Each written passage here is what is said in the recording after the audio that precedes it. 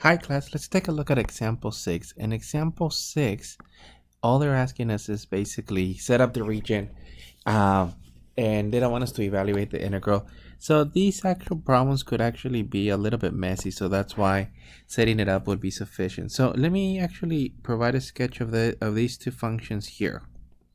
Now obviously not to scale, but your first function, actually I'm going to start with the e to the x. So technically both of these are going to pass through 1. And you can view this as e to the x. So I'm just going to say that this is f and this is the e to the x function.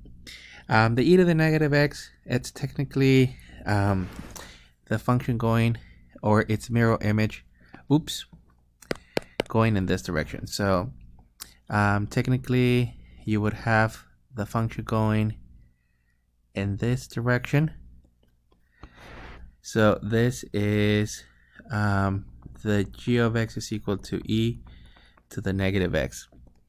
Now the other parts that they're bounding is, well, the values of 2, so this is technically 1, 2, and then technically -1, -2. This is the region in question.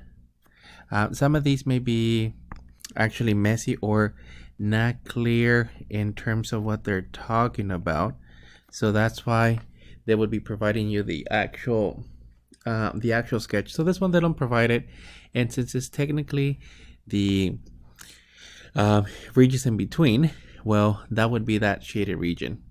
So in this case, the total area, it's going to be calculated by the following integral. So let me write it as total area. This is equal to the integral, and here we're going to have to actually break it into 2 because you cannot, it doesn't work out in terms of the y's. So the first integral, and let me just say that this is technically number 1, it's going to be from -2 to technically 0, and then the function that you have above is the e to the negative x minus the e to the x, technically dx. So this would be the first integral.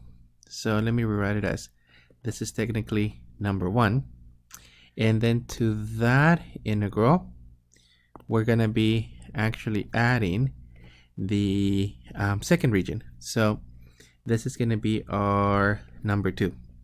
So in this case, from 0 to the values of 2. But for the second one, you technically have the e to the x first, or not first, I mean above the function. So you have the e to the x, and then the one below, in this case minus the e to the negative x, it's going to be the second function. So for this one, this would be technically number 2.